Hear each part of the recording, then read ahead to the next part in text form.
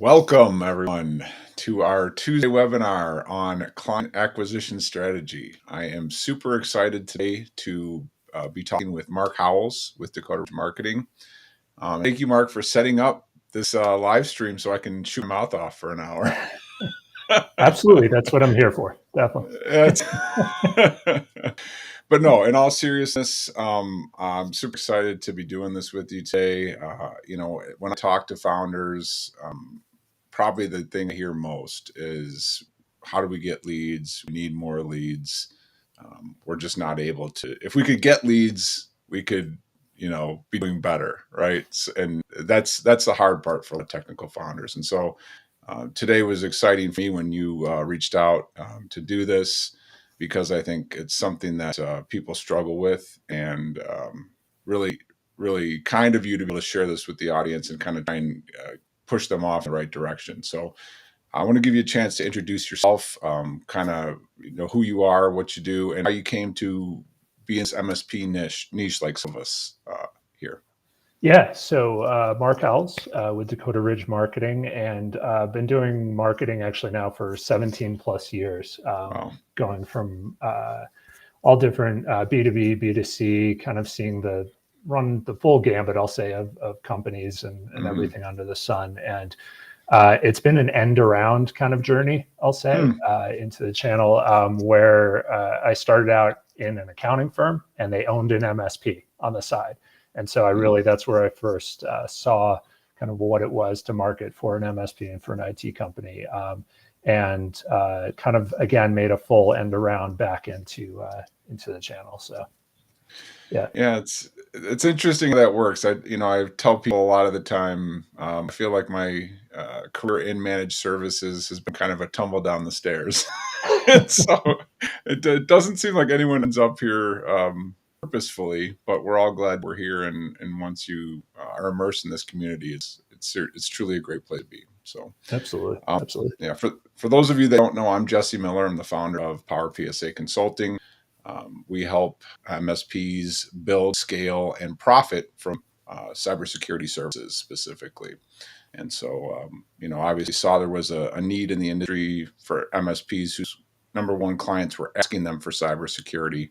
And number two, there's a profit to be made there, but it's not necessarily the same blueprint as IT services. And so, again, providentially having some experience there through a lot of bumps and bruises, I'm bringing my playbook to bear for MSPs to be able to build out from really RevOps, where Mark leaves off, all the way through customer success, billing, and account management. So today we're going to try and give you a full picture of what a successful cybersecurity client acquisition strategy and client maintenance strategy looks like. Absolutely. Yeah. Well, I guess, Mark, I want to turn it over to you, because just so everyone knows, we're probably going to try and get through a lot of material. We're going to have some slides, and we're going to do some live mind mapping. I don't know how that's going to go. Selfishly, trial by fire. Selfishly, I want to steal some of Mark's ideas for myself. So if you don't mind, Mark, but yeah, I'll turn it over to you, and let's get started. Okay, sounds good. Let's jump in.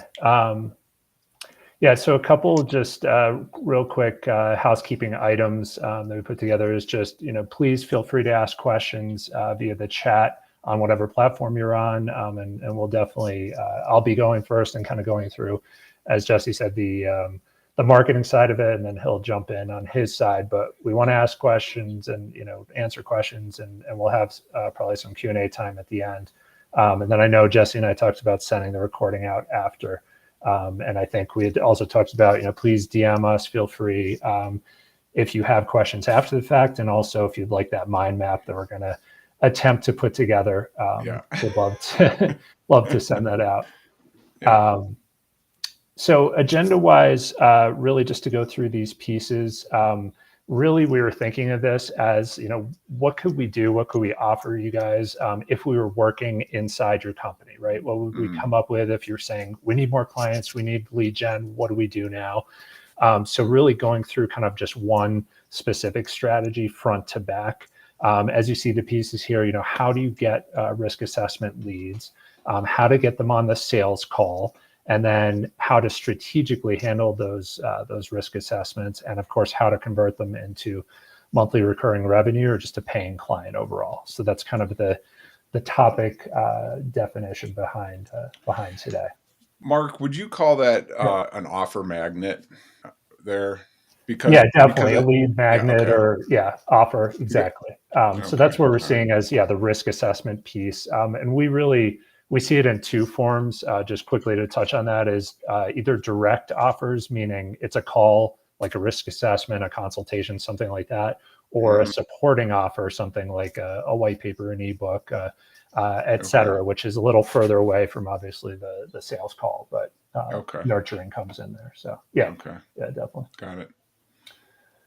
So to jump into things, the first thing I wanted to really touch on was just this idea of target audience, or ICP, ideal customer profile. This is so important to put together for everyone. A lot of companies have gone through this. They put together this piece, but if you haven't, have to do it. It's non-negotiable. What this is really just who are you going to target? This could be just a target audience piece that you put together, or an ICP, which is more around doing research related to your lifetime value. These are the clients that I really want to hit. This is who I really want, in the fold. And it's putting together those attributes of those accounts, of those prospective clients who, you want as your most valuable customers. Why do you need it? There's tons of different reasons, but it helps to align your marketing and your sales teams, whether that's you, if you're, a very small business, a micro business, if you have a sales team, everyone needs to be going in the right direction, saying, this is who we're trying to reach.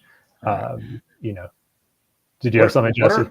What are psychographics for our audience? I'm sure some people might be aware of that term. Like firmographics and psychographics. Those are probably the two that might be a fringe for some people. Yeah. So, firmographics are going to be really, instead of a person, it's a company.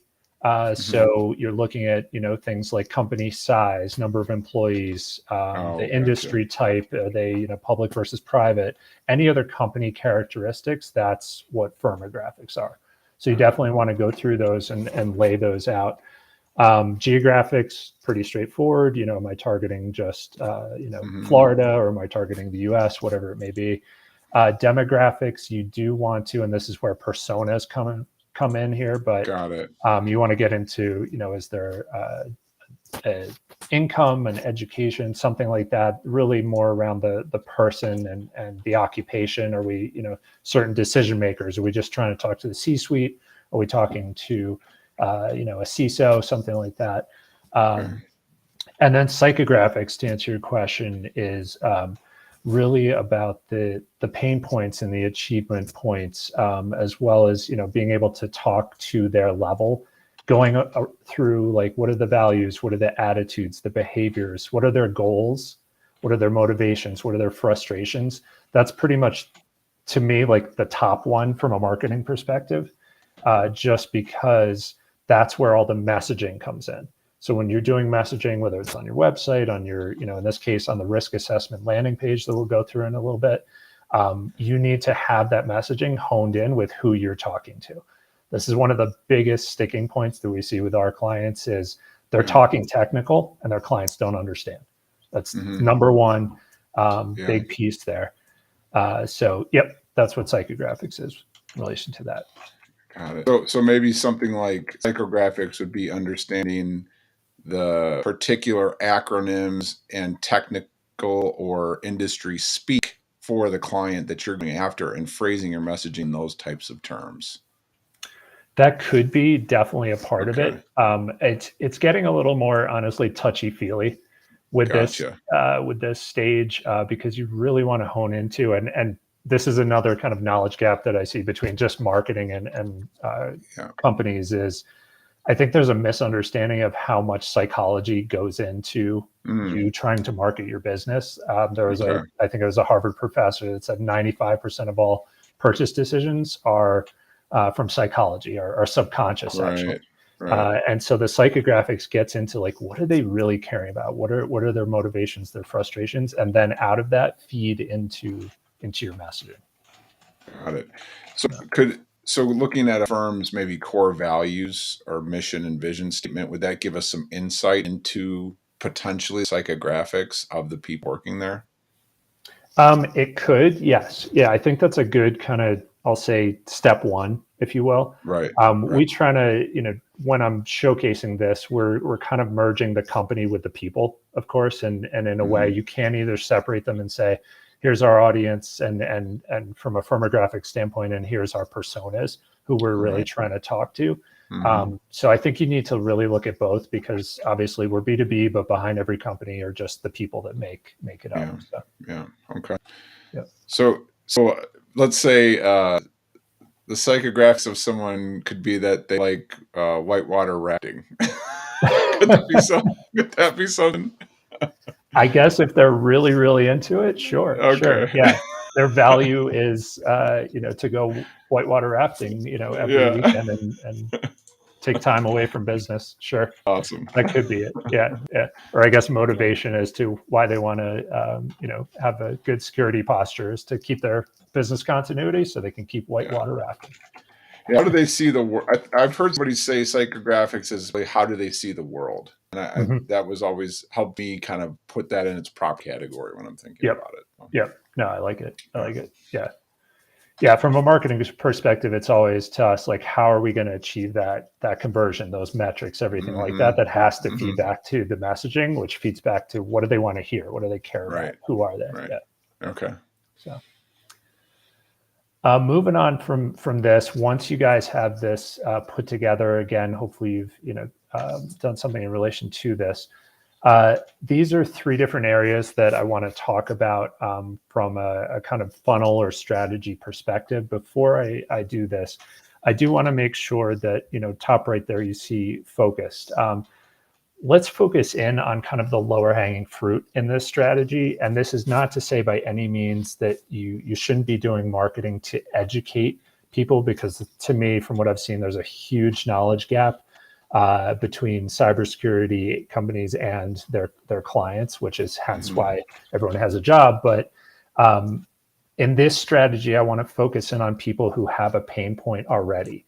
Or who have interest in the benefits based around the services that you provide. Again, we're thinking buyer journey. We talk a lot about this with clients who are like, well, these people, they don't even understand that they need, cybersecurity coverage or anything like that, or cyber insurance or whatever it may be. They don't even get it. Let's just talk today about kind of, again, the lower hanging fruit. They know they have a problem. They know they have a need. Maybe they have a provider already, or they don't. They're looking for it. So that's kind of the idea behind today. The three ways that we're going to get people in this strategy on the landing page, which I'll go through in a second, is one, to do pain point searching coverage, which is basically people are out there on Google. They're searching, their pain point and looking for a solution. Two, being content traffic CTAs. So content is important. It's a longer journey to get that ROI on doing content like blog posts, et cetera. But if you do it right, you can have call to actions and bring people into the landing page that way. And then three, being retargeted offers. All those people that are warm, they've heard of your company, they've been to your site, they've done something, let's retarget them as well. So that's really what I'm looking at from a strategy perspective here to bring in leads. Elaborate a little bit more on retargeted offers. Yeah. And we'll dive into it in a minute. You will. Okay. Yeah. Right. Yep. But really the idea is just that it's, I've been marketing for a while, and I think cold is really hard to do. Cold marketing, cold outreach, all of that. People are so disillusioned these days from getting those emails, getting those LinkedIn messages in their inbox, and they're sponsored and they're like, another one. Let's go for the warm setup, the right strategy. So people are interested in what you're offering, have already heard of your company. And then if they don't become a lead there, retarget them. So that's kind of the idea behind it. So before we jump into kind of the tactical of how we're going to do this, first step is really offer development, right? What are we going to build out the messaging behind this. In this case, we're just talking about a risk assessment. I would start by doing a review of your risk assessment. I think, Jesse, you're going to kind of dive into this a little deeper on what are the aspects of this risk assessment, how can it be strategic. No matter what it is, I just want you to review it and kind of take a look at the pieces and pull from that. Second would be a keyword analysis. So whatever tool you're using, and the free one that you could go to is, of course, Google Ads. So they have a keyword planning tool. You can go in, you can just put in a landing page, a website page if you have like risk assessment on a page on your website, or you can start putting in some seed keywords and just pull information from this in order to use in your messaging and your ads. And then the last one there is something that we actually, it's kind of a proprietary thing we created. The FBBS method is, and this is really to try to close that gap between the technical speak and your clients or prospects, what they're trying to hear or what they should be hearing. So F is for feature, service, whatever it is that you're trying to sell, if you will, or market. In this case, it's a risk assessment. B is for benefits. What are the actual benefits of that?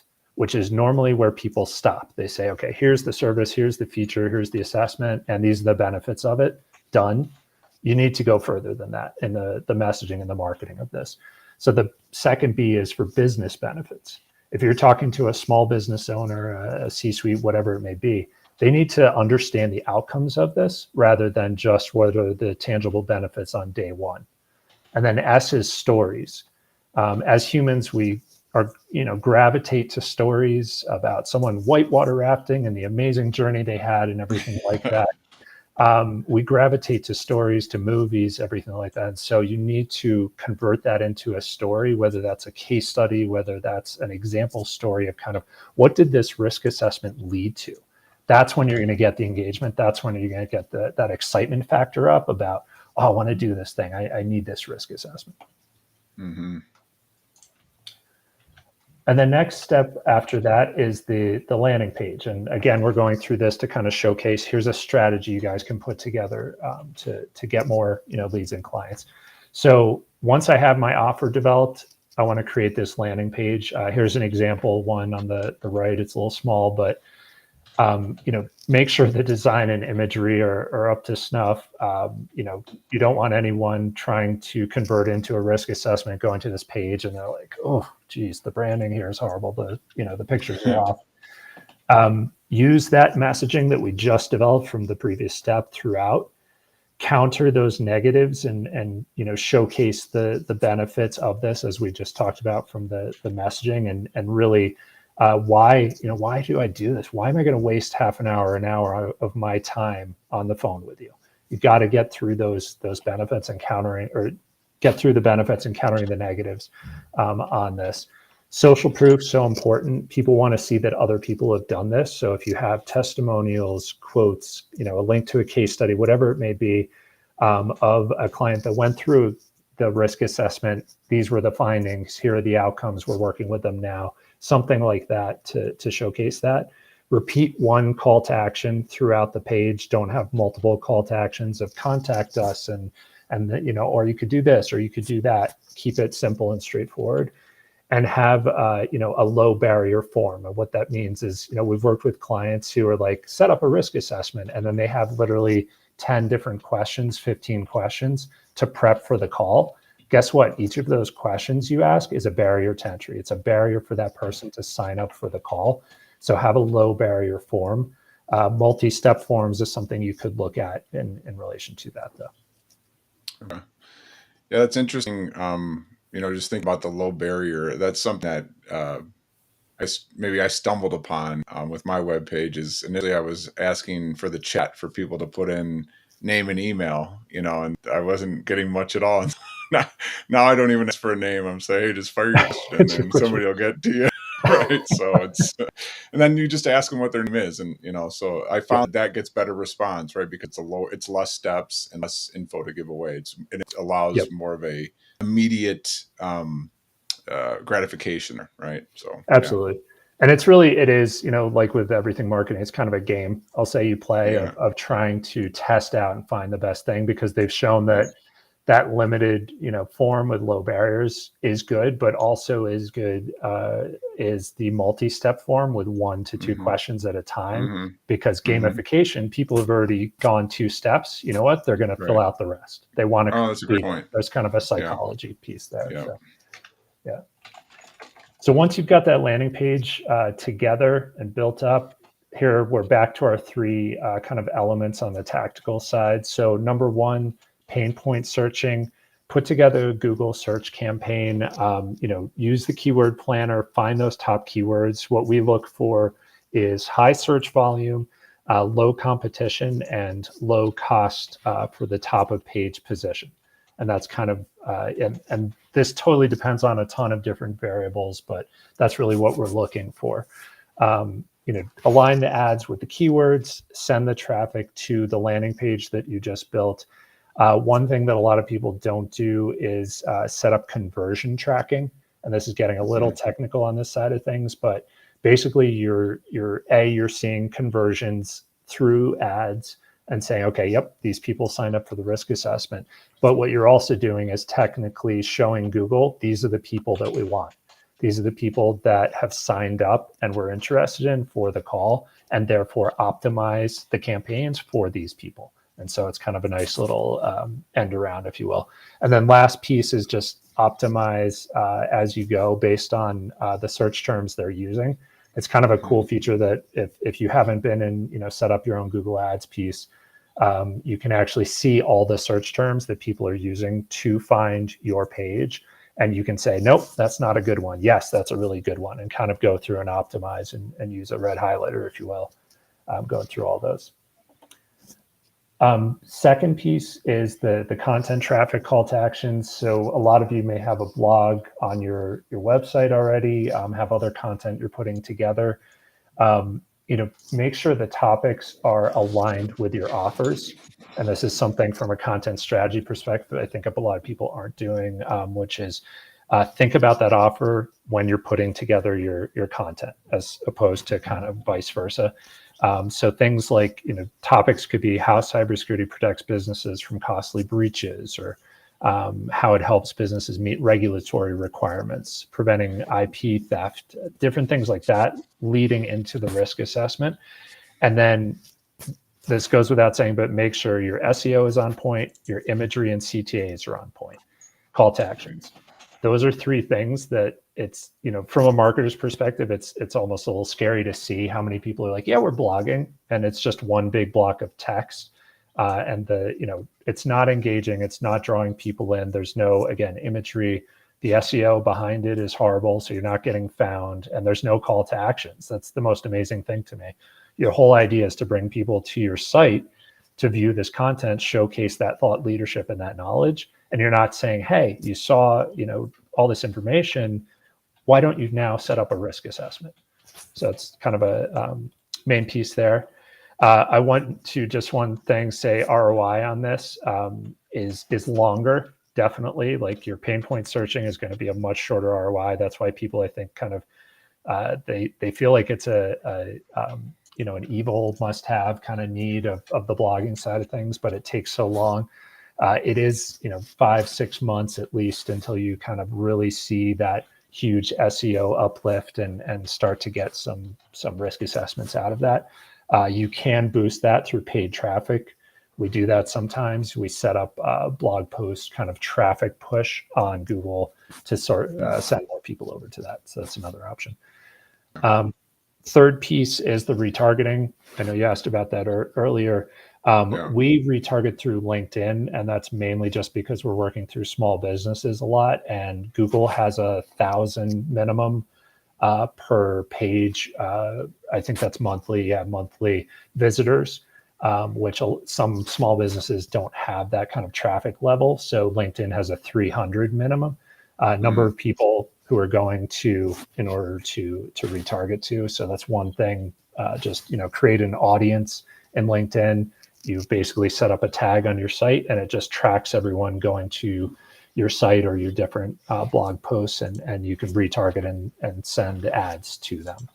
And then, yeah, just set up those ads, same messaging, send them to the landing page idea that we've talked about already, and set up feed ads, for them. The cool thing is your conversion rates are going to be a lot higher because, again, they're warm. They've seen your information. They've seen, the services that you provide. They've read your content. They already know about your company as opposed to somebody who's never heard of you. And so the conversion rates are going to be a lot higher for something like that. Got it. And then kind of last but not least on my side of things is really how are we going from that marketing qualified lead, right? So we've set up the offer, we've created a landing page, we've got now 3 different channels, 3 different kind of pipelines coming into the landing page to get these leads. Great, we've got the leads. What do we do now? And this is just a quick plug, actually, as we're building out now and just launching this week a new kind of sales or appointment setting service, just because it's been such a pain point with our clients as we say, here's a lead. Great, what do we do now? And there's this huge kind of trough between the two, and we want to bridge that gap. And you may have had that in your own business where you've generated these marketing qualified leads, and then it's like, what do we do now? How do we get them on this risk assessment call? So big hole in the process. You need to fill that hole. Couple things here: use a CRM, to track the leads from those marketing campaigns. If you're more advanced, use lead scoring, which is basically technically looking at what they're doing, what pages are they going to, what content pieces are they opening up. If you're sending them emails, are they opening them, and scoring or quantifying based on those different actions. That can then show you these people are warmed up, they're ready for that call. So that's one thing. Follow-up cadence, so important. This is something that, again, big kind of knowledge gap piece that we see is you get the lead in and you give them a call or you send them an email and maybe you do one other thing and that's about it. Unfortunately or fortunately in B2B, 7 to 8 follow-ups is the key point. Yep. That's what we've seen from a data perspective. So got to keep hitting them. So, we've set up for, like I said, the new service that we're releasing, it's an 11 follow-up or 11 touch follow-up, just to hit them, as many times as needed to get those risk assessment calls in. Do multi-channel. So email, LinkedIn message, calling is kind of the big 3. Make sure you're hitting them on all these different channels, show up where they are. And then lastly, just value-based messaging. Make sure that messaging that we did at the first point is feeding into all this risk assessment call or appointment setting pieces, because that's just going to enhance your brand, increase the conversion rates over to the calls. Right. I think that's everything on my side. I've been typing like a madman here. I know. I hear you. I hear the typing going on.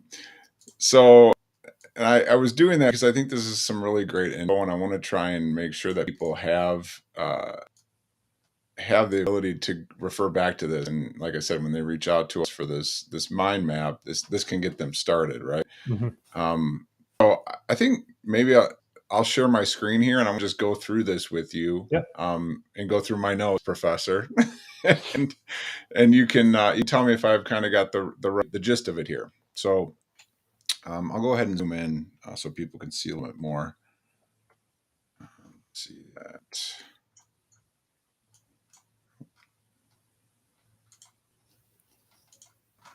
Let's see here. Looks like my screen may have frozen. There you go. I'm going to save this and then we'll come back to it.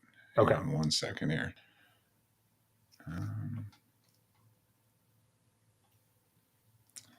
Yeah, this is what you risk when you're doing things live, right? Right. All right. Here we go. All right, I'm going to stop sharing and I'll reshare. Okay. All right. Well, while I'm doing that, if there was one thing that you had to, this is a lot for people watching this, I'm sure. If there's one thing you had to tell people to focus on to kind of start their journey, start thinking about how to do this, where would you tell them to start? So we started our company over 4 years ago, specifically doing what we are today, just on the strategy side of things. Yeah. Because that was the biggest hole that we saw, especially in smaller businesses, SMBs across the board, is just do not jump into the campaign first. I'll Right. say that again. Do not jump into the campaign first, because we see so many companies just like, yeah, we need, we need blog posts, we need social, and we need some Google ads. And let's just do that. And they never think holistically and go through kind of the whole idea of the ICP and generating the messaging and saying, okay, we're trying to get to this goal of getting people on this assessment call, this risk assessment call. Right. How do we do that? Let's circle back. So I would Yeah. say number one is, get your key stakeholders together. If that's just you, awesome. Sit down in a room and get a whiteboard going, whatever it may be, and type up kind of the strategy of, what tactics are we going to use, but then roll it back to strategically. Who are we going after? What do we need to say? What are the benefits of that? So. Yeah, and I'll say that in the past that is it's a difficult thing to do, and it's because to define your ICP and then start thinking about their psychographics, like what are their pain points and like how do they think, and I don't know. You got to sit down, and it really takes some research to get to that point. And then I think, like you said, that feeds into developing content pillars and messaging pillars that actually waterfall through all of these steps, right? Now, as I'm going to talk about, even through to as you do continuous account management, right? That messaging should be there. It's the same message all the way through. And the only way you do that well is if you have an ICP, because if you're trying to do that for, a 100-person SaaS company, and then a 1,000-person healthcare company, and then, somebody else, you're just never going to be able to do that process switching well, right? I don't want to take the words out of your mouth, but I want to make sure that I have it right. Yeah, no, you're exactly on point. You're exactly on point. Yeah. And we had one other question I see here, just because we were talking about this, and I think this speaks into the messaging side of it from a LinkedIn user here of what was the ask from FBBS, and that was just stories. It's coming up with those stories that align with your messaging in order to really, hit that engagement and move the needle. Yeah. So Mark, we were talking about before, you're like, Jesse, you sound really different today. And then Tim just commented and said, did you put the John Madden effect in your voice? I'm coming down with a cold. I feel terrible. That's what's going on. It's not a special effect. It's the I have its virus effect on my voice right now. So, So with that, let's walk through this. Let's walk through this mind map. I actually got to zoom in here. All right, let's switch over. All right, we could see it here. All right, so this is what we're just talking about, right? Start with one specific strategy and start with one specific offer and lead magnet for risk assessment. We're creating one single test funnel, right? So this is our funnel, and we're going to work on this, and then once we have this perfected, we're going to go out maybe something else. But focusing, again, I like your point here, is focus and optimize based on that, because as you can see, it's a huge amount of work that goes into that one, and you're kind of just hopping in between. You're never going to be successful, right? Yes, 100%. Right. So based on that specific strategy, we're going to create the target audience, that strategy, looking at their firmographics, demographics, psychographics. I put some notes there. You can tell me if they don't look accurate to you. Then we look at the buying journey. So this is something, I'm glad you brought this up, Mark, because this is, again, something that may be foreign to people. Go look up like a typical 6-step buying journey for customers, right? And the first step that Mark was talking about was getting people that understand they have a problem. Because the first step is actually getting them to see they have a problem. And I know you've all run across these clients and you're like, hey, you need my help, but you don't even know it, right? Well, that might not be the warmest or lowest hanging fruit to go after. So focus on people who know they have a problem and who want to solve. That's where they're at in their buying journey. They're doing pain point searching content, and then use content and traffic CTAs and retargeted offers. I love the point about don't forget version tracking. And then the content, longer ROI. This can be, I don't know how you see this, but I feel like this can be a kind of a passion project, right? Because you have a bunch of passionate technical people at MSP who like to write about stuff like this. And so if you have people that want to do it, this is something you can work on and kind of build that body of work over a long course of time, and then pepper in with some of these other techniques you're talking about. Correct. Yeah. And then the retargeted offers, LinkedIn being a good place to start. And I boiled that down a little bit from what you said, but I think if we're taking the TLDR version, right, let's start LinkedIn for our retargeted offers and go with that. Yeah. Again, we're talking about a risk assessment. We want to review our risk assessment collateral and even the stuff in our example risk assessments to have target keywords in there. And I don't think you may not have ever heard someone tell you to take a technical deliverable and do keyword assessment on it. But that's important, actually, because you're going to be putting that out there. You're going to be putting samples out there, and that all feeds into your SEO. And I love that FBBS acronym. Pulling that quantitative aspect and those scoring and the risk assessment pieces into the qualitative of the why and all that is so important. Right. You know, not to kind of quote Simon Sinek and all that, but the why is just so important of anything that you do. And that's, again, shift the technical into the qualitative, if you will. Yep, exactly. So Tim says you have a dart in your neck. In comments though, that's hilarious. I'm gonna have to go back and listen to see how I sound. So the FBS, feature benefits, right? And then business outcomes, and then stories. So I have something I want to talk about here, and we talk about a great story I would always tell to clients when we were selling risk assessments is we had a client who bought our full security stack. We were doing VC services for them, and as part of that, we put in a process for their mergers and acquisitions where we did risk assessments on incoming companies, right? So this is a great risk assessment story. Mm-hmm. Feel free to steal it and use it. Somebody told me, right?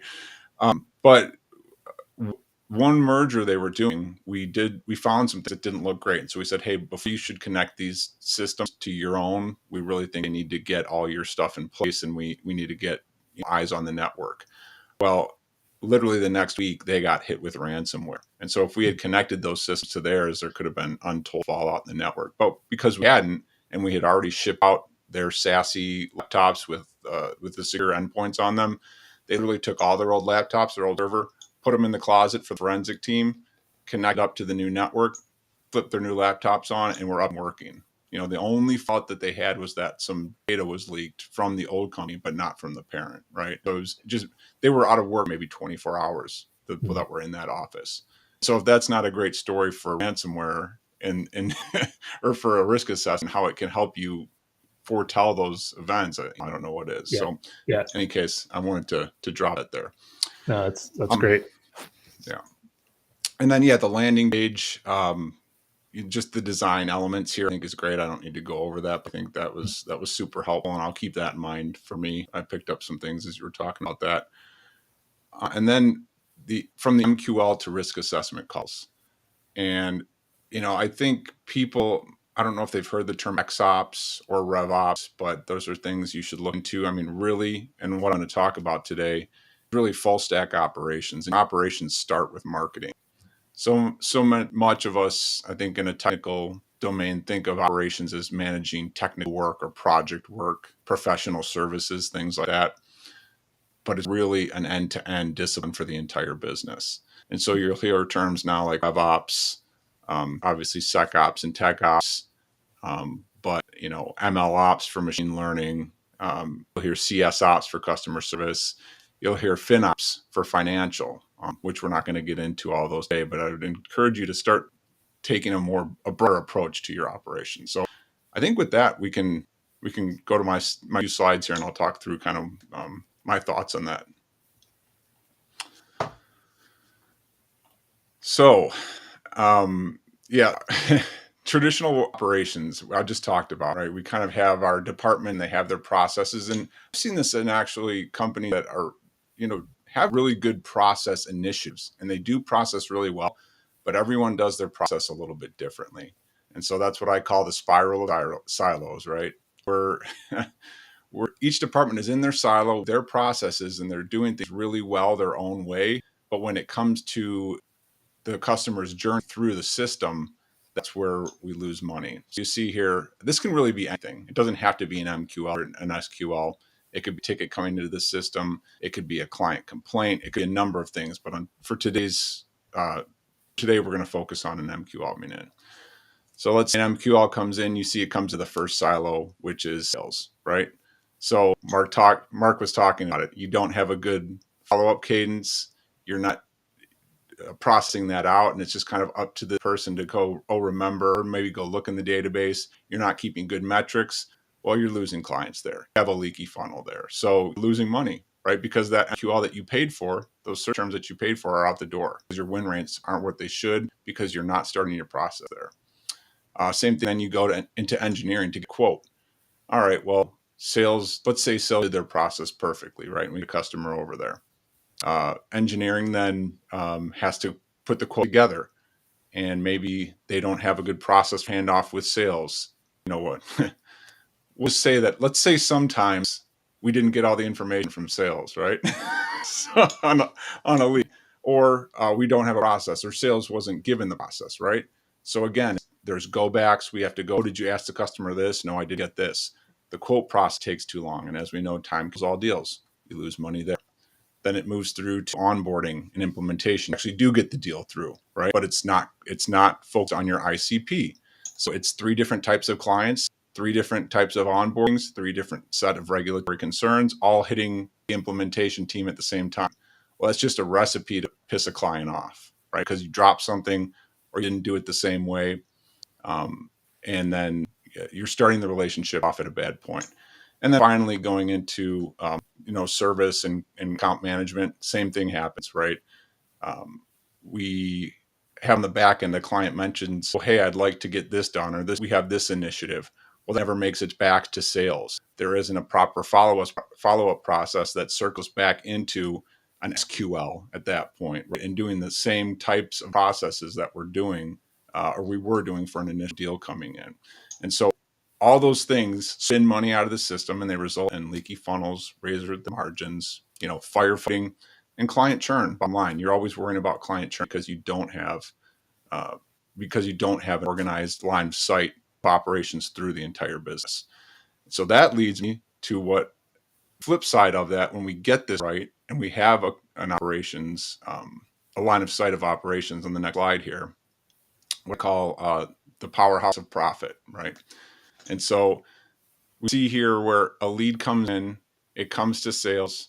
There's defined process for marketing, follow-up, sales, engineering templates, service templates, customer success templates, and account management templates. And then there's anytime something has to enter the system, it's bringing money into the system, not taking money out, because no matter where it hits the system, it's being passed through and handled the same way.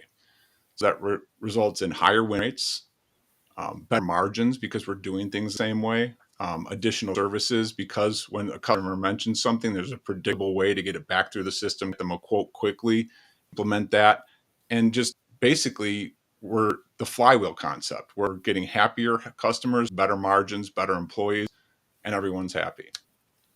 How do we do this?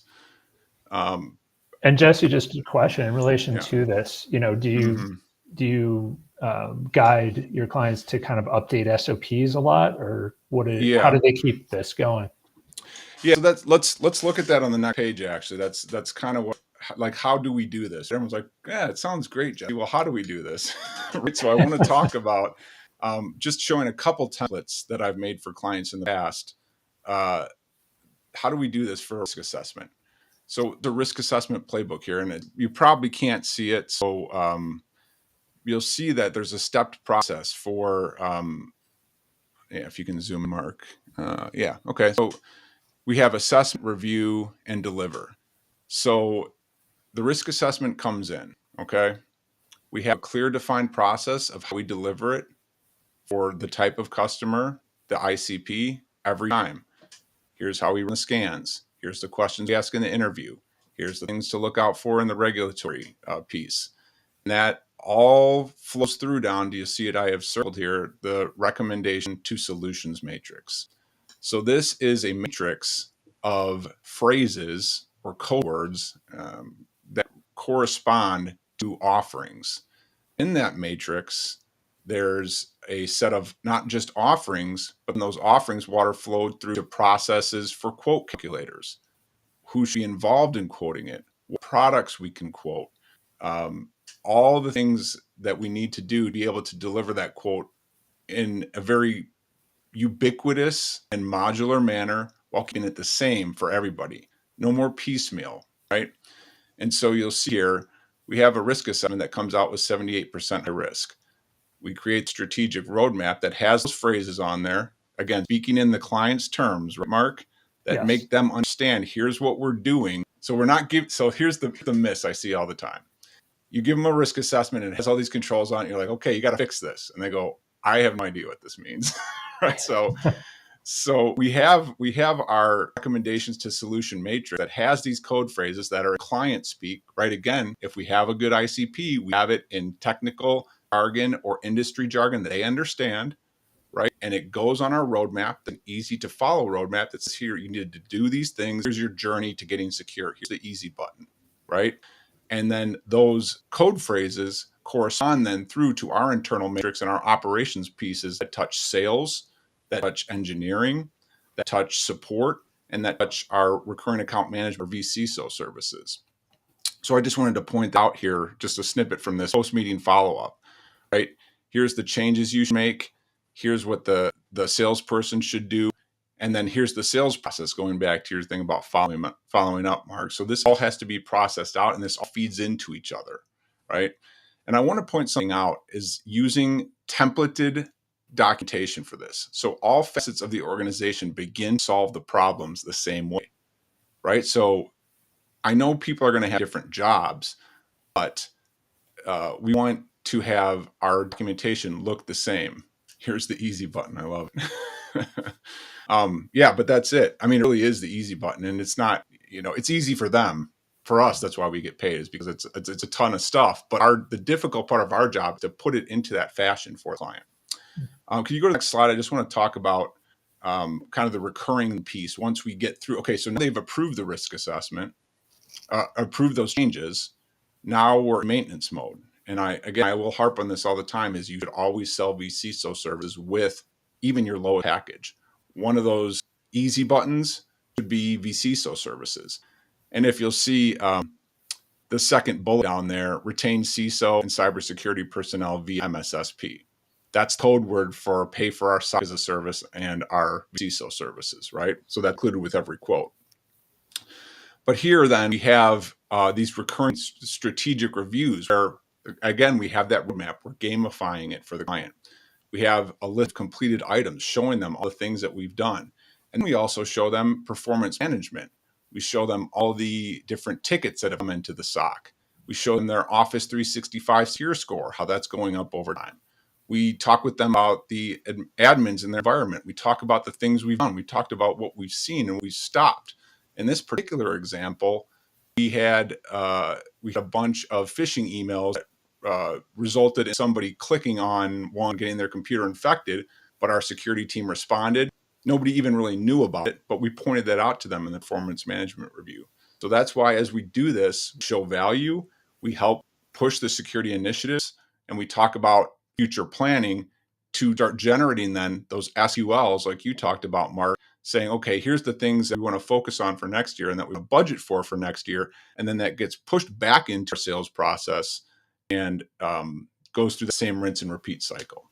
And so that's a really high level. I'm talking fast because I'm trying to get through it all before we're done here today. But that's a really high level view of kind of how the XOps approach, where marketing leaves off to getting a risk assessment through the system, converted MRR, and then uncover additional opportunities with that client and providing value and keep them sticky along the way. Interesting. Yeah. What is the kind of, I'll say, conversion time or uplift for companies to go from what they're doing now to this setup? So it can, I would say, anywhere from 3 months to a year to get there, right? Okay. Three. It depends on how much time they can commit, right, and how fast they can move. But because I have a lot of this templatized out and templated out, we could move quickly in about 3 months as long as they have resources to dedicate. Now, I will say that I know everyone's busy, and so typically I see that go to about 6 months before they can get to that point. But the nice thing is you can get low-hanging fruit and start getting wins, right? So if you talk about getting those risk assessments in and then having a well-designed risk assessment, you do that kind of just in time, that just in time delivery. So use the actual engagements to iterate and build your program. You just make sure that I'm going to provide accountability saying, did you write that down and did you process it out? Right. So, yeah. Gotcha. So yeah, I guess I want to drop this in a quick mind map. So if you want to flip over back to my screen here, we can do that. Or if people have questions, I want to say, this is something I can drop in and we can send out after the call. But if people have questions around any of this, we'll drop them in the chat and we'll try to get them answered for you. In the meantime, I'm going to start documenting it out.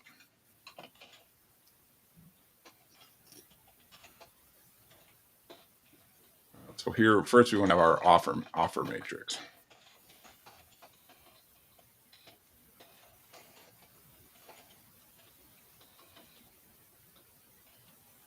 Yeah, and I think I said this at the beginning, but just to add on to Jesse's point, if you guys do have any questions on obviously the marketing or the ops side, and anything about this strategy or any other strategies, I hope I speak for both of us when I say please don't hesitate to DM, reach out to us, and have any questions, just hit us up and we'll try to answer them.